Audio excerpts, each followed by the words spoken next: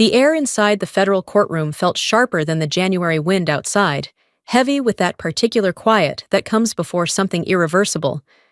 I stood just beyond the threshold, my hand resting lightly on the polished brass door handle, letting the sound of murmured voices wash over me. "My name is Morgan Hale." I thought the words steady in my mind, though I didn't speak them aloud. "And in about 30 seconds, my sister will learn everything she's ever said about me was a lie." The bailiff's voice cut through the chatter. "All rise." The doors swung open, and I stepped into the light, my service dress uniform catching in the glare from the overhead fixtures. Silver stars gleamed on my shoulders. Ribbons told their own story across my chest colors, earned in places Elena Vargas had only ever read about. I didn't look at her at first. I let my gaze pass over the judge, the panel of officers, the crowded gallery. Only then did I turn toward the defense table.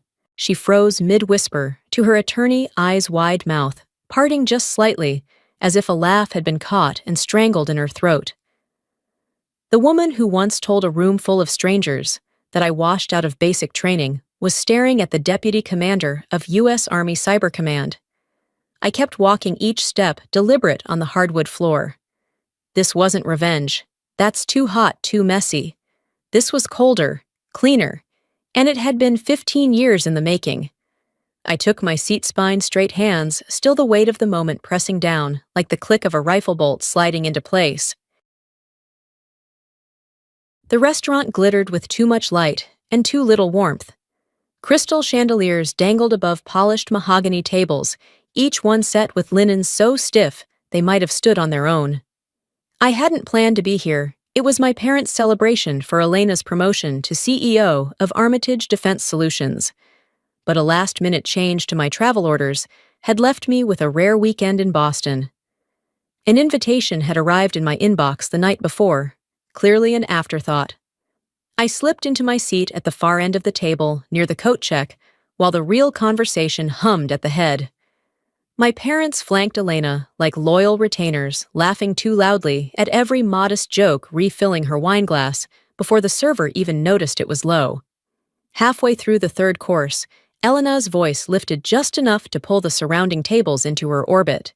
"Oh, and this is my sister Morgan," she said, tilting her head toward me, as though I were an after-dinner mint she'd forgotten to mention. "She even tried the army once, remember? Didn't last 2 weeks in basic training. Now she's got some temp job in government admin." The words landed like the clink of silverware on fine china, small, precise, and deliberate.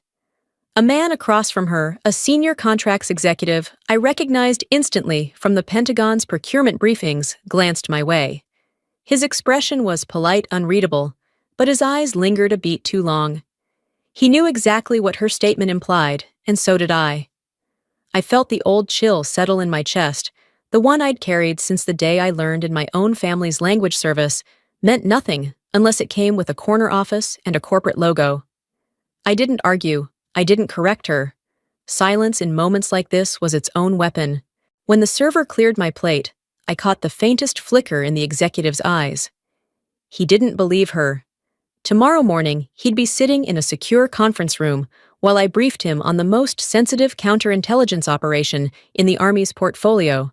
But tonight, I let Elena finish her story, smiling when others laughed. Let them think they'd marked me. Some debts are paid in words, others in time. And mine had been accruing interest for years. The first time I understood my place in my family was a June afternoon, thick with the smell of cut grass and my mother's pot roast. I was 18, standing in our living room in a freshly pressed ROTC uniform, holding an acceptance letter to officer candidate school. It was the kind of achievement that made other parents beam, the kind that came with competition so fierce you didn't dare dream about it until the envelope was in your hands. My father glanced at the letter, patted me on the shoulder, like I'd just told him I'd gotten a part-time job at the mall, and said, "That's nice, Morgan. Just be careful. No questions, no pride. Just a warning tossed out like crumbs on the floor." An hour later, he handed Elena a set of keys tied up in a red bow. Outside in the driveway sat a brand-new sedan gleaming in the summer light. My mother clapped, telling Elena how much safer her path was now that she'd been accepted into an Ivy League business program. The message was clear. Elena was headed somewhere important. I was taking a detour they'd rather not talk about. When the moment passed, my mother slipped me a $50 bookstore gift card, as if it were an afterthought. I smiled, thanked her, and carried that quiet comparison with me for years. By the time I was a colonel, briefing 3-star generals on cyber threats and overseeing teams stretched across 3 continents, my family still thought I worked some kind of desk-bound placeholder job. They'd never see the classified maps covering my office walls or the secure servers humming behind triple-locked doors. I stopped trying to explain somewhere along the way. It was easier to let them believe I was the quiet failure than to drag them into a world they had no interest in understanding. But a few months after that Boston dinner, a new case landed on my desk. The codename Hawthorne Vale. The target, a senior defense contractor suspected of selling proprietary targeting data to a hostile entity. And when the evidence file loaded on my screen, the name at the top was one I knew better than my own reflection. Elena Vargas. I stared at the name for a long time, the glow of the monitor casting hard edges on the walls of my office. For a moment, the air felt thinner, as if the secure, compartmented room itself was holding its breath. 15 years of old slights, clipped words, and calculated dismissals pressed at the edges of my mind. But they didn't spill over. Instead, something colder slid into place: clarity. Regulation required that I disclose any personal connection to an investigation target. So I walked the short hallway to Lieutenant General Robert Keating's office. He was a man who valued results over pedigree, who never confused rank with worth. I stood at attention, laid out the facts, my sister's position, the suspected breaches, my history with her. I told him I was prepared to step aside to protect the integrity of the case. He leaned back in his chair, studying me with the unblinking patience of a man who'd commanded through more than one war. "Colonel Hale," he said finally, "you know her habits, her network, her blind spots. That's not a conflict, it's an advantage. You'll continue to run the operational side, and it will be done by the book. No mistakes." It wasn't a request. It was a vote of confidence. From that moment, my war wasn't fought in heated arguments or public confrontations. It was fought under the hum of fluorescent lights in meticulously drafted warrants and airtight evidence chains. My team dissected terabytes of data, following digital threads across borders and back. Every subpoena approved, every seized device cataloged, was a quiet move in a game she didn't know she was playing. I kept my tone, even my reports precise, as if this were any other case. But in the privacy of those windowless rooms, I allowed myself one truth: I would not let this slip through the cracks. Weeks blurred into months, the evidence mounting into something unshakable. And then, on a Tuesday that smelled faintly of rain on concrete, my aide stepped in with a single-page document. "Congratulations, ma'am," he said, his voice carrying the ghost of a smile. "Promotion to Brigadier General, effective immediately." The silver star sat in its velvet-lined case, like it had always been meant to be, there, small enough to fit in my palm, heavy enough to change the gravity of the room. I'd earned it through years of operations most people would never hear about. But now it carried an additional weight: authority over the court-martial proceedings for my own sister. I closed the case with a quiet click. This wasn't about satisfaction. It wasn't about proving anything to my parents or erasing years of their casual dismissals. This was about the system I'd sworn to serve. If Elena had betrayed it, she would answer to it. Over the next weeks, I signed off on the last of the warrants, reviewed transcripts, and coordinated with the Judge Advocate General's office. The case file grew thicker by the day. Digital forensics reports intercepted communications, financial audits that painted a picture no spin doctor could whitewash. Elena's legal team came in hard-acting, like they were handling a corporate compliance hiccup instead of a national security breach. They filed motions, demanded delays, tried to muddy the waters. None of it slowed the machine. My machine. When the trial date was set, I knew exactly how it would unfold. The Washington District courtroom was steeped in tradition: dark wood, polished brass, the seal of the United States hanging over the bench like an unblinking eye. My parents would be there, wearing the same unearned confidence they always wore around Elena. They'd expect me to sit quietly in the gallery, maybe in a suit I'd bought off the rack, looking worried for my poor sister. They wouldn't expect to see me walk through the main doors, with the authority of the convening officer, the entire room rising to their feet on command. That image stayed with me in the days leading up to the trial, not as a fantasy, but as a reminder. The truth, when it arrived, would not be loud or chaotic. It would be deliberate. It would be undeniable. And it would land like the sound of a gavel, sealing a verdict that had been written long before the first charge was filed. The morning of the trial broke cold and bright, the kind of winter light that made every shadow sharper. I arrived through a side entrance, my uniform immaculate, every ribbon and medal aligned to the millimeter. The corridors smelled faintly of floor polish and paper, orderly, sterile, nothing like the storm about to break inside. From my designated waiting room, I could hear the muffled cadence of opening statements. The lead prosecutor, an Army major, with a voice like a sharpened blade, would be walking the panel through procurement fraud data leaks and the danger they posed to deployed personnel. He'd outline the entire operation codename Hawthorne Vale and credit it to a commander they knew only by title, Task Force Sentinel. They wouldn't yet connect that title to me. Then came the moment we'd planned for. The bailiff's voice rang out beyond the heavy oak doors. All rise for the Deputy Commander, U.S. Army Cyber Command, Brigadier General Morgan Hale. I stepped through the doorway. The sound hit first chairs, scraping back boots striking the floor in unison. Even the judge rose.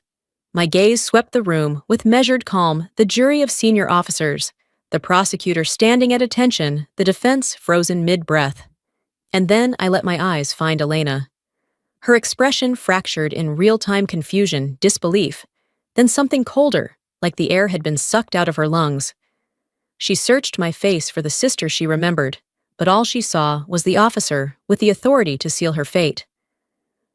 My father, reflexes from his brief Army stint, overriding everything else, stood at a shaky version of attention. My mother clutched her handbag so tightly, her knuckles blanched.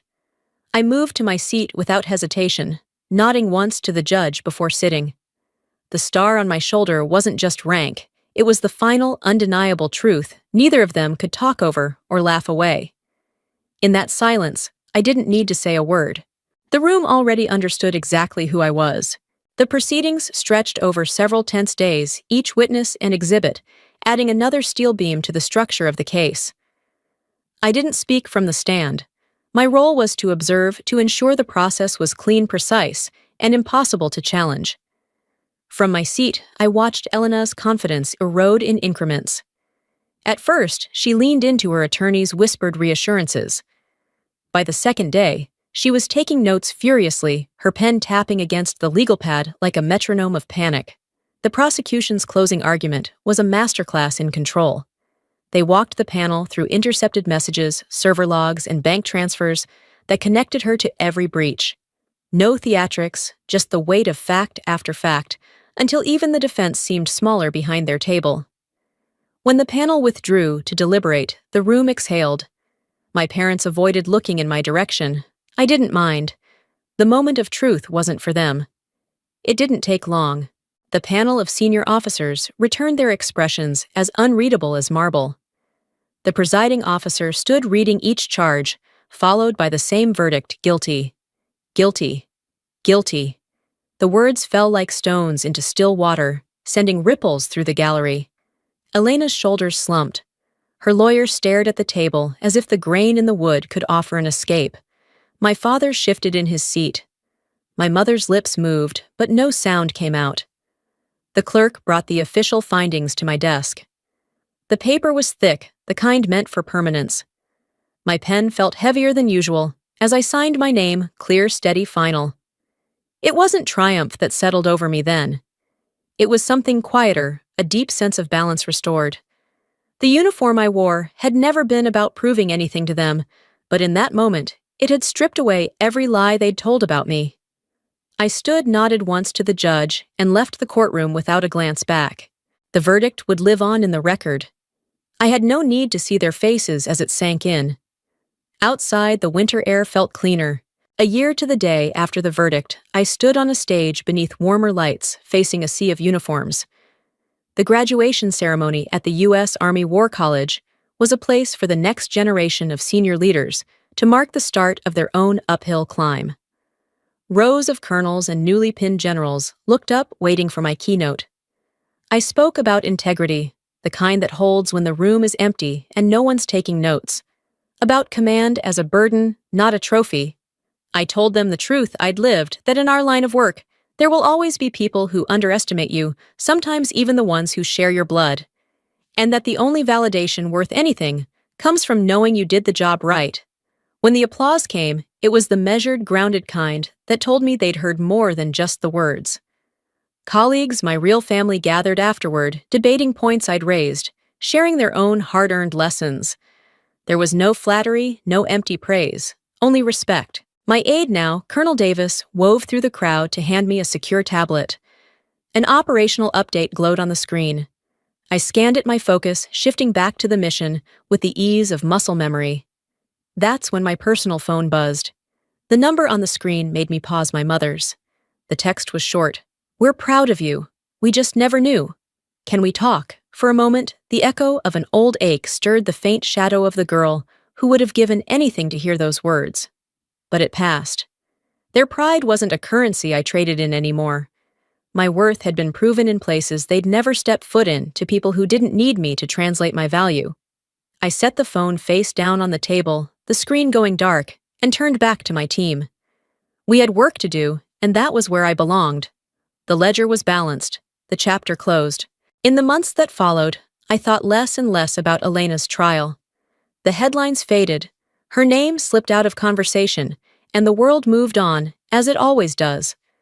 But in the stillness of early mornings, when the base was just waking, and the corridors were quiet, I sometimes caught myself remembering the look in her eyes that day in court. Not with bitterness, but with a strange detached clarity. People imagine justice as something loud, a gavel slamming voices raised a moment that shakes the walls. In my experience, the truest victories are quieter. They don't demand attention. They simply stand unshaken when the noise dies down. That day in the courtroom, my victory was not her conviction. It was the truth, standing in full view, impossible to erase. I never answered my mother's message. Not out of spite, but because I had nothing left to say. Reconciliation requires two people willing to walk the same road, and I'd stopped walking theirs a long time ago. Instead, I poured my time into the work. New threats, new operations, new soldiers coming up through the ranks. I mentored the ones who reminded me of myself at their age, quiet, capable, overlooked, until the moment they weren't. I told them what no one had told me, that their worth wasn't dependent on who recognized it, and that the sharpest blade in leadership is consistency. On the anniversary of my promotion, I found myself back in the secure briefing room where Hawthorne Vale had begun. The same hum of servers, the same cold light, the same heavy table. Only now I was sitting at the head of it. I thought of the girl with the $50 bookstore gift card standing off to the side, while the family celebrated someone else's achievement. She'd never have believed this was where she'd end up, not because she lacked ambition, but because she'd been taught her ceiling was lower. That girl was gone. The woman in her place didn't measure herself against anyone else's expectations. She measured herself against the oath she'd taken and the standard she upheld. And in that, there was a peace no verdict, no apology, no family approval could touch. The victory wasn't in proving them wrong. It was in knowing I'd been right all along.